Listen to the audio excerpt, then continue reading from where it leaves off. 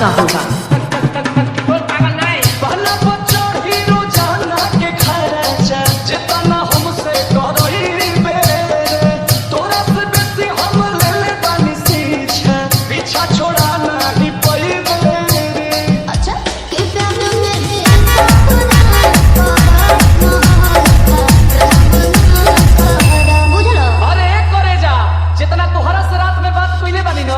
उतना केहुरी खाती जागल ना है, लेकिन जदी तू हमार दिल तुरलू तो बुझ लीह हम संतोष पागल नहीं न बुझे ज्यादा सोची नहीं उड़न बाज हो तो बुझ लीह